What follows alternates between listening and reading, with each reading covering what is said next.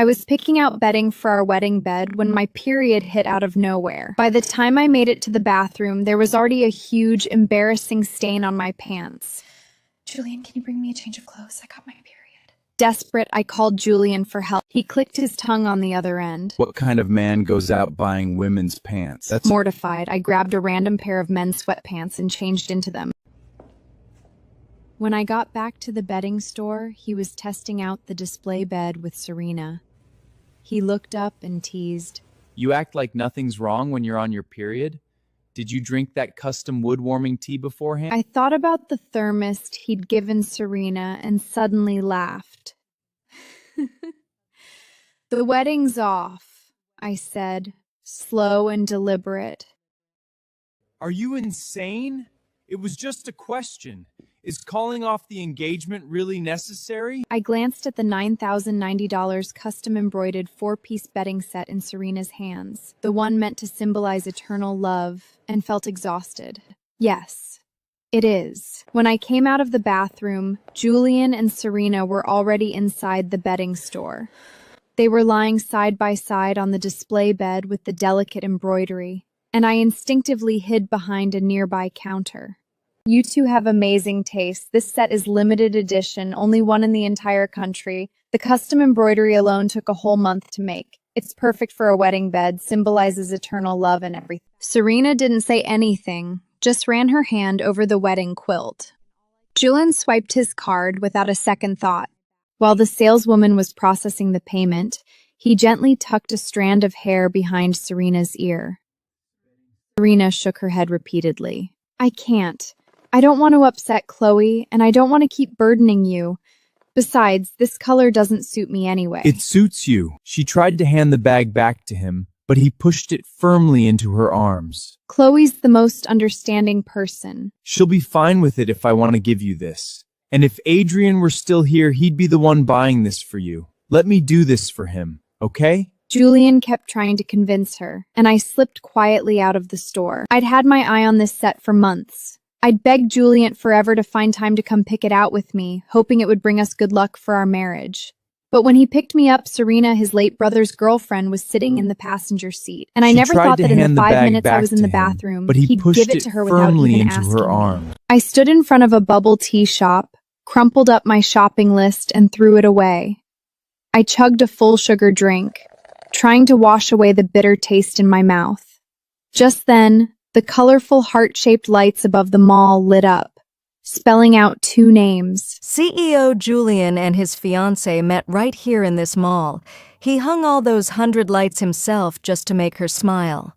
A CEO who takes the time to do electrician work? That's the ultimate boyfriend material.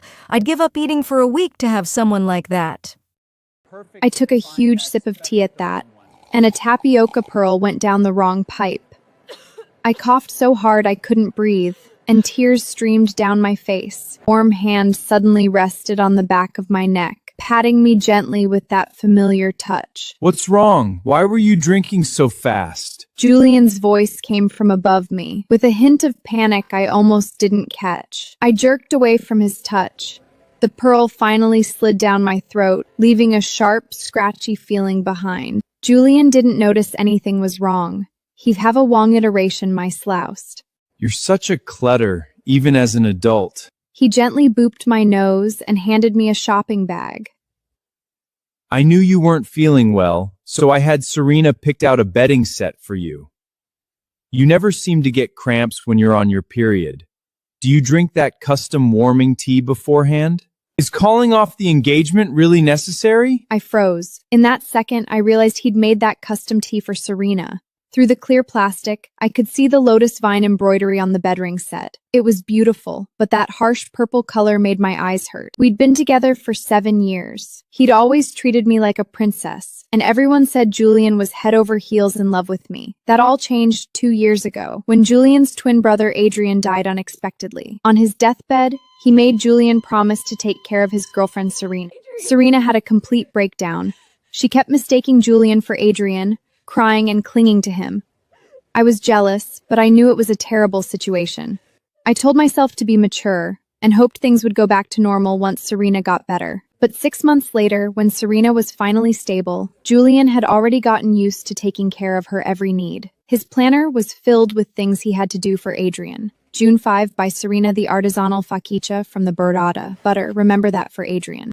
People started looking at me differently, and I couldn't tell anymore. Was he being nice to Serena just to keep his promise to his brother, or had his feelings changed? And today he'd given to his smiling eyes and slowly let go and embroider the shopping bag. It fell to the ground. As he bent down to pick it up, I said quietly, "We're breaking up."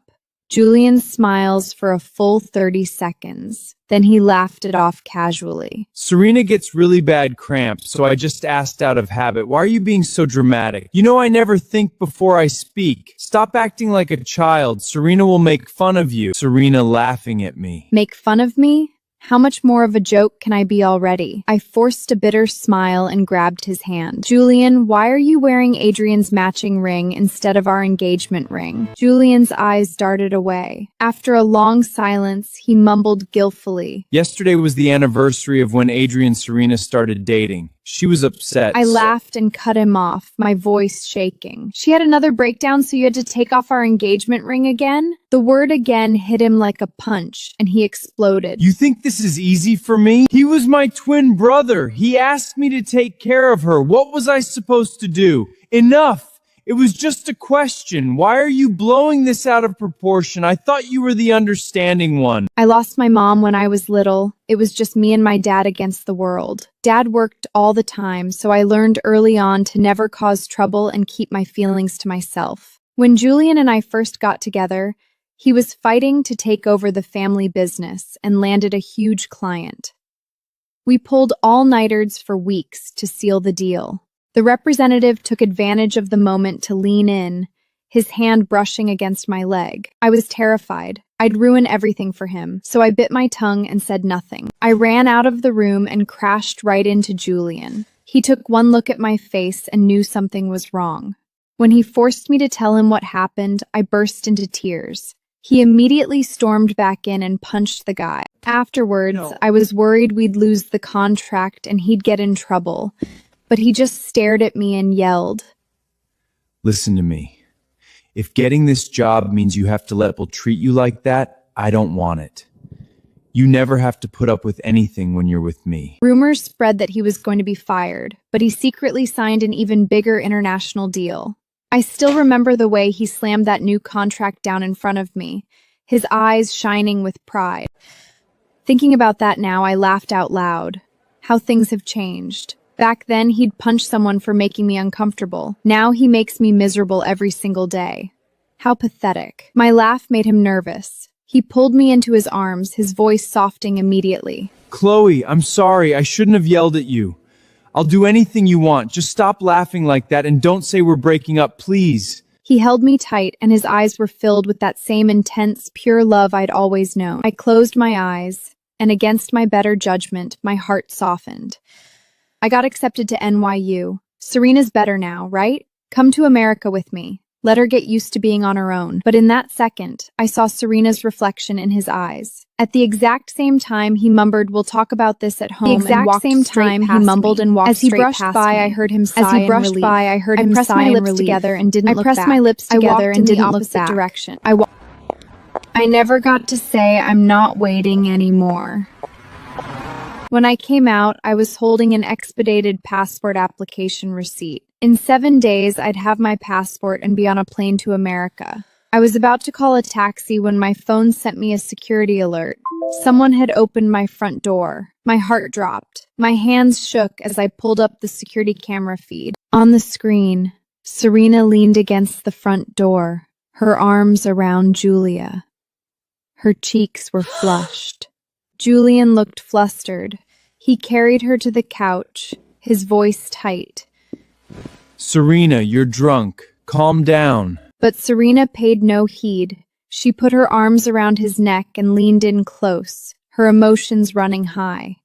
After a short while, Julian no longer held her back. He drew her nearer gently. Chloe. I slammed the app shut. My finger brushed against our wedding photo, which was my phone background. We looked so happy in that photo. Now it just made me sick to my stomach. That night, I checked into a hotel. Suddenly, my stomach cramped bad. It felt like someone was squeezing my insides. I took some painkillers and passed out. I dreamed about the day Adrian died. Chloe, don't leave me. I'm here, Julian. I'm not going anywhere. But when I woke up and remembered what I'd seen on the camera, I just sat there quietly for a minute, then got up and left. My footsteps echoed in the empty hotel room.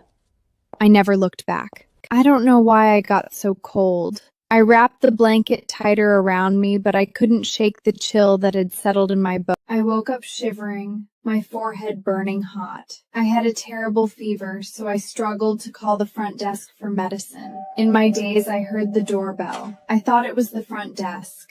But when I opened the door, I smelled that familiar what he was saying. I'm here to take care of you. So his words were muffled, like they were coming through water. Frustrated, I passed out completely. I woke up 2 days later. I recognized the room immediately. I was in Julia's house. You're My awake? brain was still foggy. I heard footsteps behind me, and then he pressed his forehead to check my temperature. Chloe, your fever finally broke. His warm breath hit my nose, and the intimacy made my skin crawl. Him kissing Serena flashed through my mind. My stomach twisted violently, and I felt like I was going to throw up. Julian panicked and tried to pick me up to take me to the doctor, but the second his hand touched my back, I threw up even harder. His hand froze midair. He looked nervous, and for some reason he called Serena on video chat, like he needed to prove he wasn't doing anything wrong. Serena, Chloe's throwing up really bad. What should I do? Oh no, that's terrible. You're so clumsy with me. I can't believe you're even worse at taking care of your own fiancé. Serena's voice came through the speaker. The camera shook, and then she looked at me gently. The images and sounds emanating from the phone screen, shoved almost right against my noses, made me completely oblivious of the vomit stains on my collar.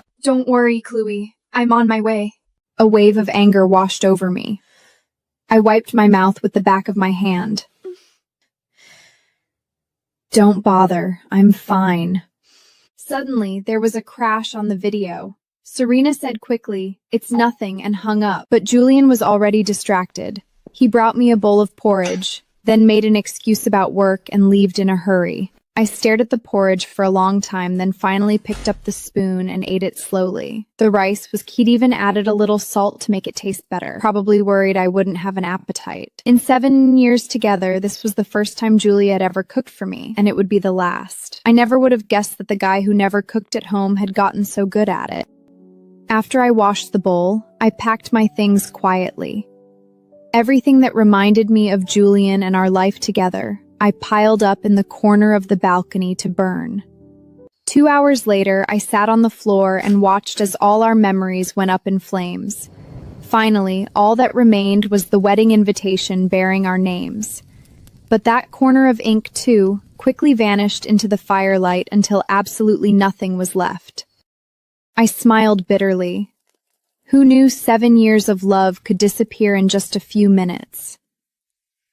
At least I only had 4 more days until I could leave and start chasing my dreams. That night, I called the hotel to cancel our wedding reception. Julian texted me like usual, saying he wouldn't be home. I texted back, okay, and surprisingly, he called me. "I'm sorry, I really can't leave right now. I promise I'll be home at 8 tomorrow with breakfast. Then we'll go see your dad and visit your mom." I was too busy canceling all the wedding plans into care. "Chloe!" I rubbed my temples and sighed. Fine. He'd knelt at my mom's grave and promised to take care of me ever. Tomorrow, I'd tell him it was over right there, in front of both my parents. At least that way, our relationship would have a proper ending. The next morning at 7, I was packed and ready, sitting on the couch waiting. The clock struck 8, but the front door never opened. He didn't call until my dad was already texting me, asking where we were. "Something came up last minute. Take a taxi to your dad's. I'll meet you there." Okay. I nodded. This would actually be better. We could say goodbye properly.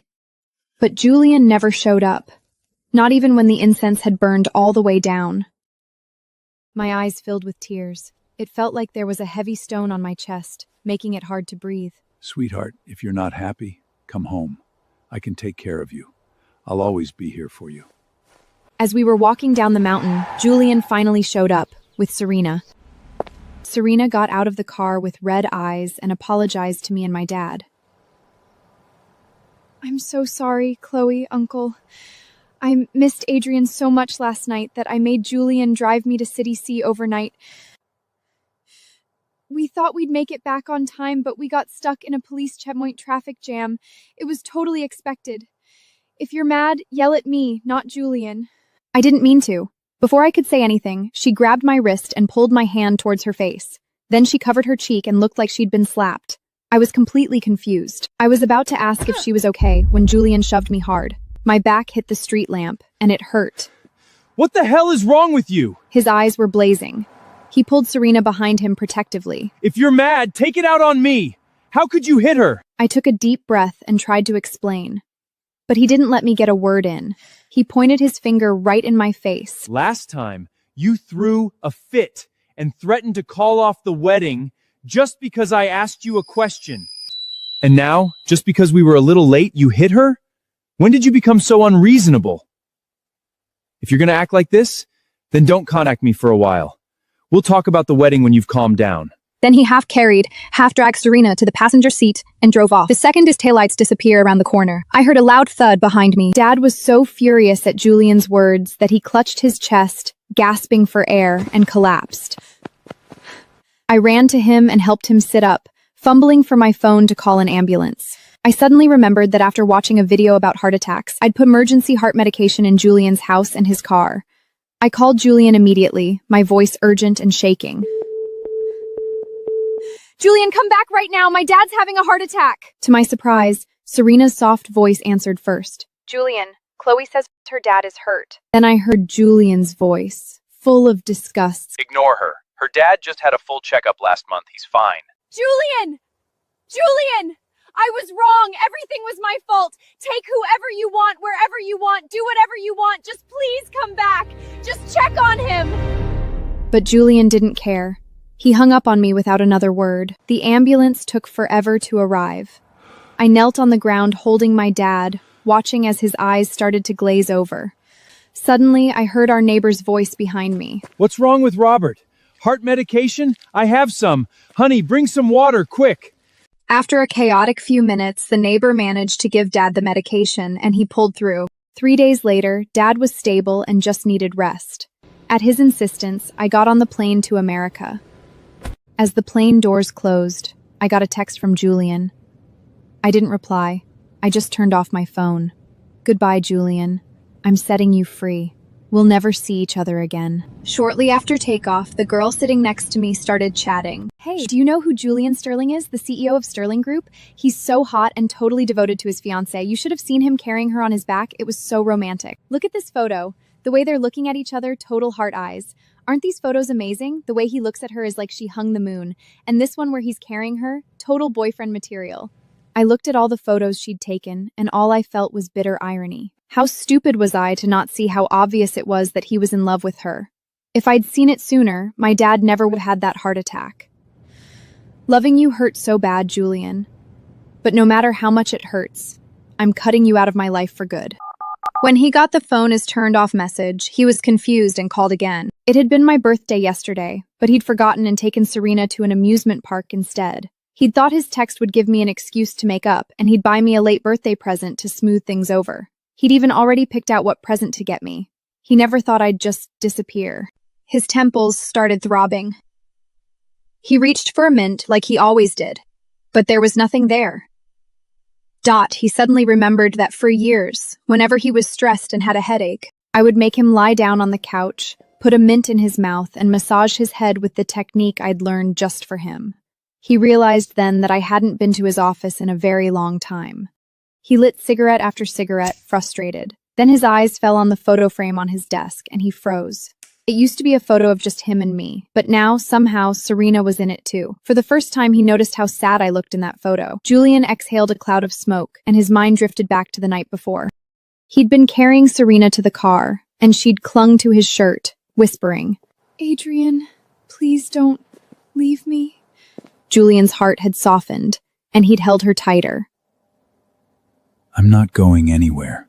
I promise, I'm not going anywhere. But Serena hadn't stopped there. She'd pressed herself against his shoulder and asked, Then don't marry Chloe. Marry me instead. Julian had stopped dead in his tracks, his mind going completely blank. Serena looked up at him, her eyes filled with tears. If you're going to pity me, then pity me all the way. Please, Serena continued. don't be Julian 1 minute and Adrian the next. I can't take it anymore, please. Julian's eyes were dark. He didn't say anything, just carried her to the taxi stand, hailed a cab, and helped her in. Don't overthink this. Go home and get some rest. I have work to do, so I won't ride with you. Then he walked away quickly, like he was running away, and didn't even close the taxi door properly. In the taxi, Serena watched his retreating figure in the rearview mirror and cried her heart out. The cigarette burned his finger, snapping him back to reality. A look of confusion crossed his face. He didn't know what was wrong with him lately. He'd only ever wanted to take care of Serena for Adrian. How had he ended up sleeping with her and ruining his engagement? Then he thought about the phone call from me, saying my dad was hurt. A terrible feeling of dread washed over him. He couldn't sit still anymore. He grabbed his jacket and drove home as fast as he could.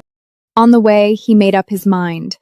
He was Julian, and he would only ever be Julian, not Adrian. He'd been terrible to leave me and my dad at the cemetery like that. He needed to go home and apologize properly. When he pulled into the driveway, it was already dark. The security guard waved and smiled. Haven't seen you in a while. Just got back from a business trip? Yeah.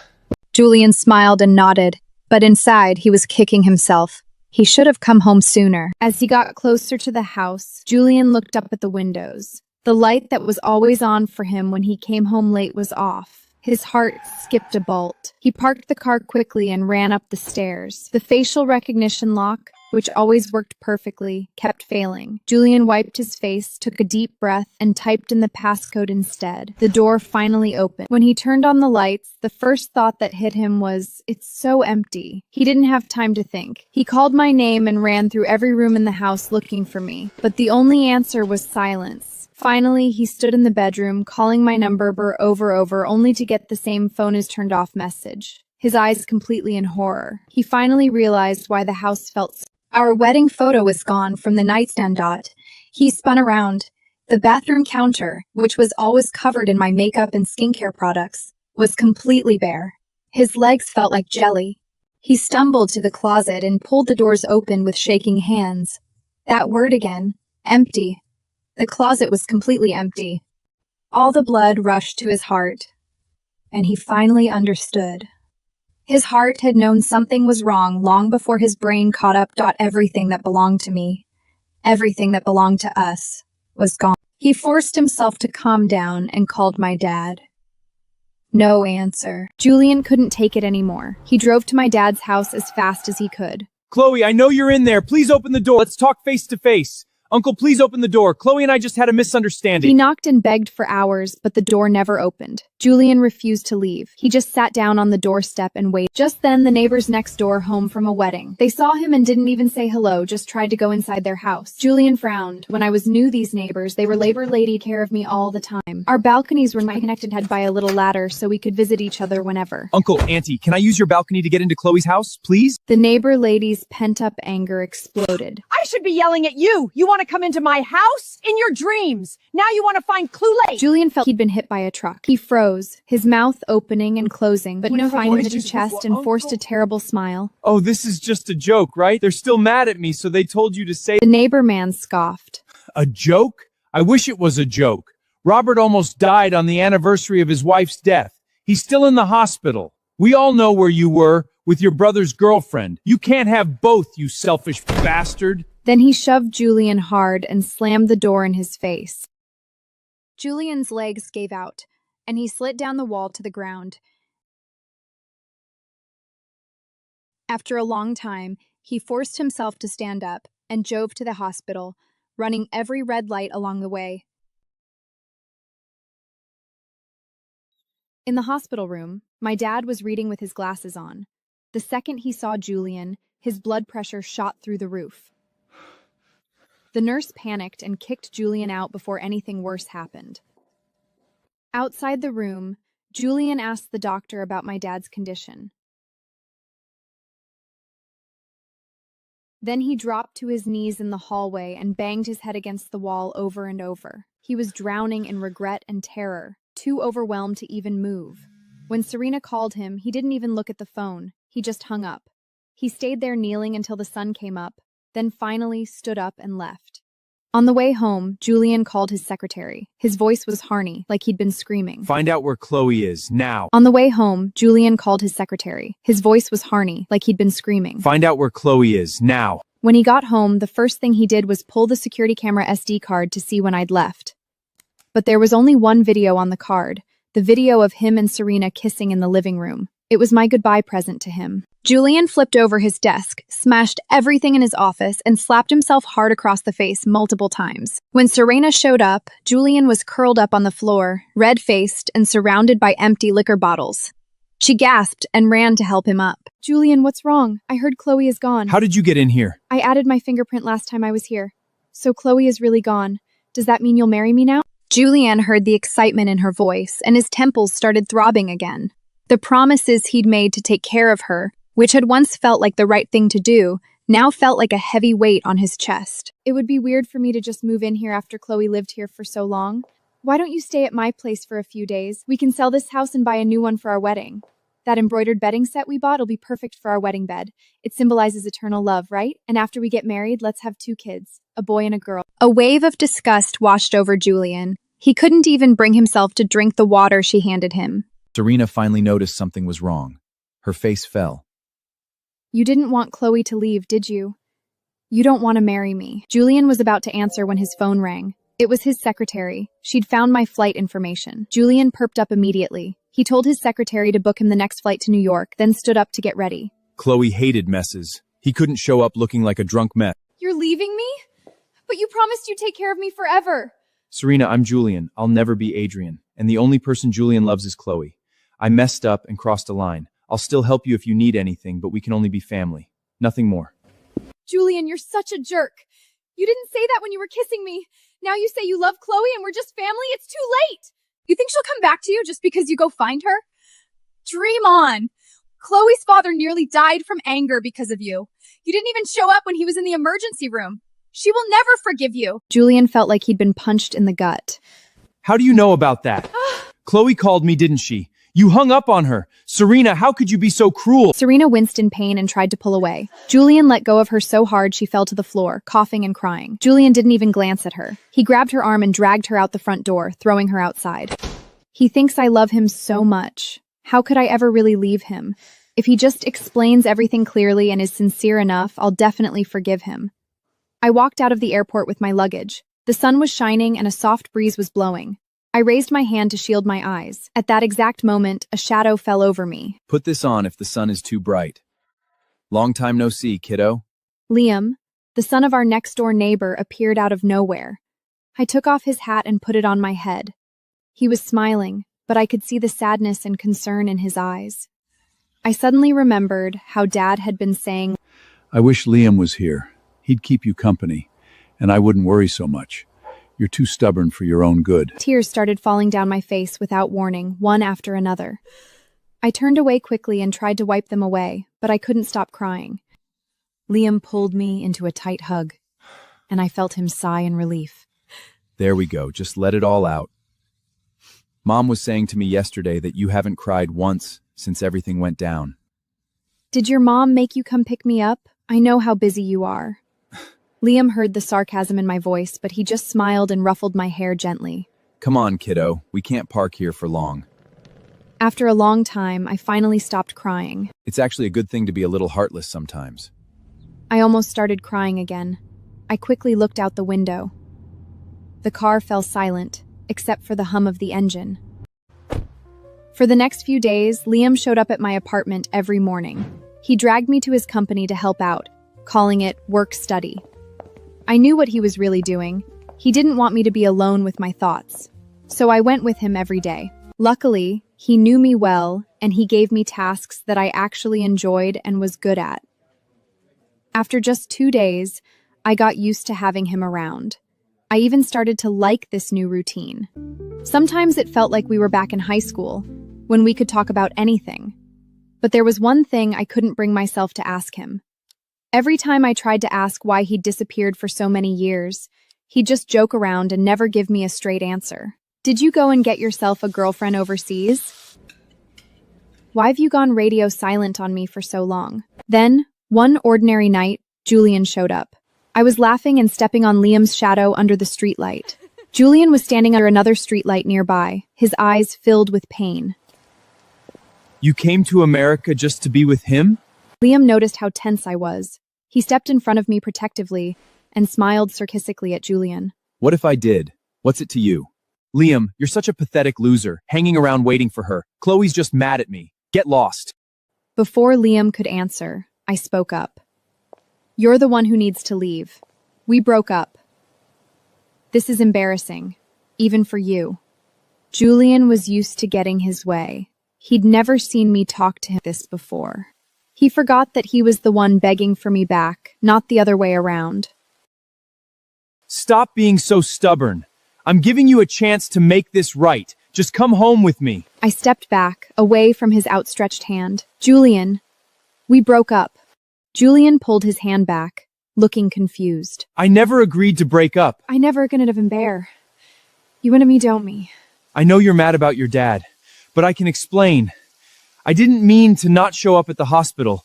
Serena... I cut him off, fed up. Enough! We're not married, Julian. I don't need your permission to break up with you. Or it's just that you can't stand being the one who gets dumped. You have to be the one to end things, right? Julian thought I just hadn't heard him. He repeated desperately. Chloe, listen to me. Serena hid the fact that your dad was hurt. If I'd known, I would have been there immediately. You gave her the opportunity to do that, didn't you? Julian, you can't love two people at the same time. I'm leaving now, so you can take care of Serena like you've always wanted to. No more choosing. I won't be able to make it to your wedding, but congratulations, I hope you're happy together. When I didn't answer, he stepped forward and tried to pull me into his arms. Talk all you want, but don't touch her. Julian didn't care. He threw a punch at Liam. Liam blocked it and punched him back. Julian tried to grab him again, desperate. Liam blocked him again and grabbed his wrist, pinning him down. Julian hadn't slept in days, and he was too weak to fight back. He stumbled back against the wall. I walked up to him and said coldly, "Don't ever come here again." Then I took Liam's hand and we left. When we got home that night, I made Liam tell me the truth. He'd been in love with me for years. He'd planned to confess to me after college, but then he'd gone abroad for a year, and when he came back, I was already with Julian. He'd been heartbroken, so he'd left and never came back. That's why he'd disappeared for so long.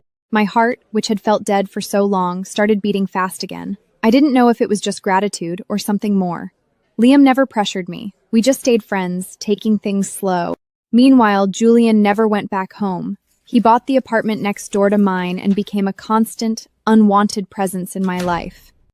Every day, he would knock on my door at the same time. He'd bring me hot milk for breakfast, soup for lunch, and a bouquet of roses every night after dinner. I never opened the door. The food would get thrown away by the cleaning lady, and the roses would just wilt on the doorstep. But Julian acted like he didn't notice. He just kept coming back every day. I was so fed up I was looking for a new apartment. Then one day, I heard someone crying outside my door. I opened the door and saw Serena on her knees. She said she was pregnant with Julian's baby and begged me to give him back to her. I didn't look at her. I looked past her affectingly behind her. I smiled numbly. Julian's face turned red with anger. He stared at Serena's stomach and shouted. I blinked in surprise at his outburst. Julian saw that as a sign of hope and— Chloe, you blinked. You still love me, don't you? I'll take care of her, I promise. Everything will be back to normal. Let go my hand away so hard that my wrist turned red. Grabbed a wet wipe and scrubbed my hand until the skin was raw. Then I looked up. Having a baby, you should marry her and be a family. Stop wasting both our time. Then I closed the door, tired of their drama. You're crazy! The door blocked out Serena's sobs, but I could still hear them yelling at each other outside. Her screams and his shouts mixed together into a terrible mess. I calmly called the police, then turned on the TV and watched my show, ignoring the chaos outside. 3 days later, Liam told me what had happened. Serena had snapped when Julian told her to get an abortion, and she had started hitting and biting him. Julian had pushed her away in self-defense, and she had lost the baby. The accident had damaged her uterus, and she would never be able to have children. Serena's family came to Julian and gave him two choices: marry Serena or go to jail for assault. He chose jail. He was sentenced to 3 years in prison. That afternoon, as I was leaving my apartment, a courier handed me an envelope. He said it was from Julian, passed along through several people. Inside the envelope was a single piece of paper. The writing was smudged, like it had gotten wet. Chloe, I'm going to pay for what I did. When I get out, will you marry me? I twirled the paper between my fingers for a second, then tore it in half easily. The pieces fell into the trash can, like they'd never existed. I grabbed my bag and went downstairs. Liam was waiting for me to go to the library. 3 years later, Liam and I brought our 1-year-old twins back to Australia to visit my mom's grave. Next to her grave, we saw 2 new headstones, Julian's and Serena's. Dad sighed and told me what had happened after we left.